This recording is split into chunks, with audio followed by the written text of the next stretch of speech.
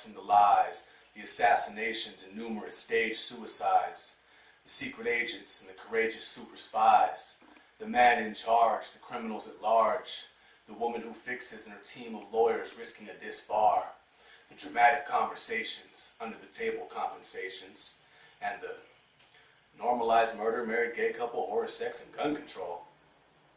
Oh yeah.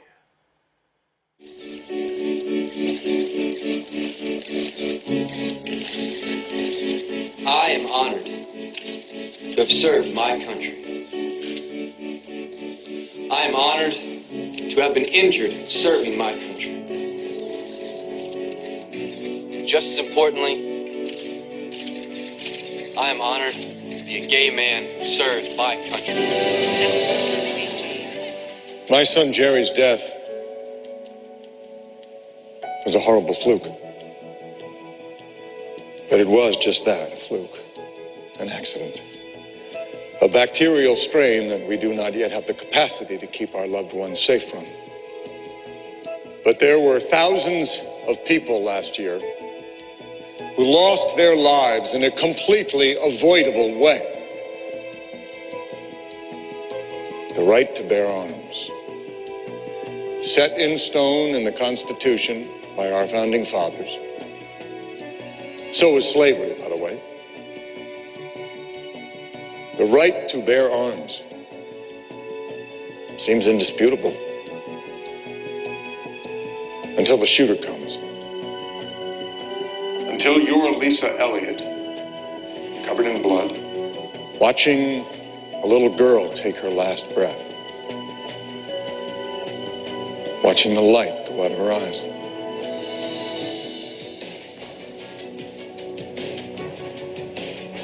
And that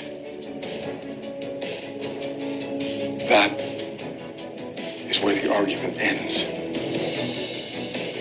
That is when the debate is over. Where's the baby sign? You've been dragging your feet. That ends now. I want a baby.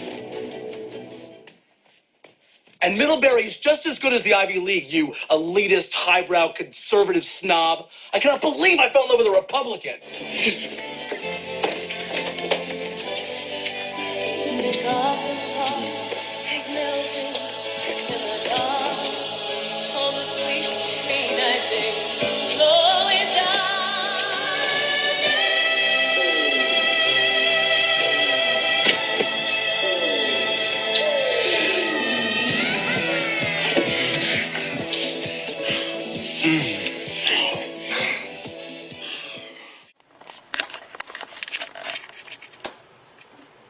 That's right.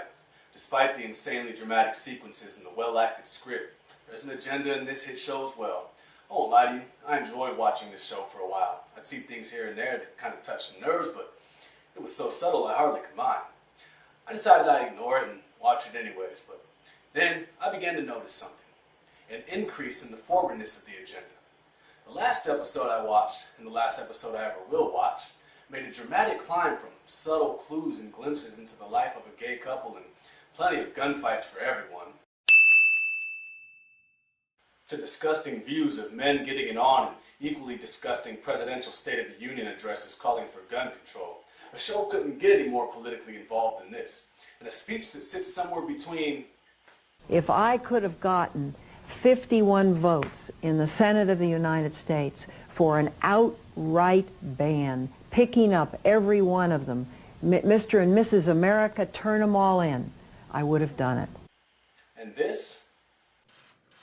This right here has ability with a .30 caliber clip to disperse with 30 bullets within half a second.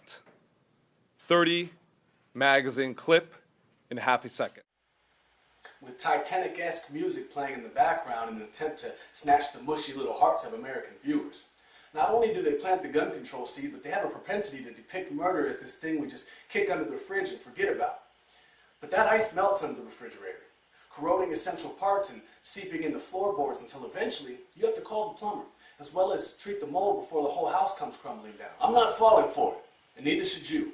I won't go into the gun control topic of this one because I believe I thoroughly addressed that in my last video. As long as you see the agenda, I can leave it alone and you could turn off the box. As far as the other pieces of the agenda pie go, look, in my book, there's nothing wrong with homosexuality. Well, it isn't the norm and it serves absolutely no purpose, but is it inherently wrong? Not to me. But what is inherently wrong is the idea of gayness being a thing everyone should try at least once, and if you don't agree, you're a hateful, intolerant bigot being put into young minds. That it's okay to be more feminine than even women are. The idea that you're persecuted for being gay, not for the fact that you flaunt it and throw yourself parades. The idea that just because a man is homosexual, he's allowed to abandon his duties as a man and not be a protector and provider being put into young minds. Because ABC is, the family channel. You see, television and Hollywood as a whole have a method, a quite effective one to say the least, and it's easy to spot once you know what you're looking for. It's Freudian. They open up your mind with emotional music and scenes of hot, meaningless sex on the beach, and then, bam, violence. Boom! Forcing a norm of gay marriage and same-sex couples adopting poor little Ethiopian babies. Seems like a writer just having a field day, yes? No. It's writers. Plural. And its attack is on your beliefs, morals, and your principles. And it's collusion. And have no doubt, it is evil.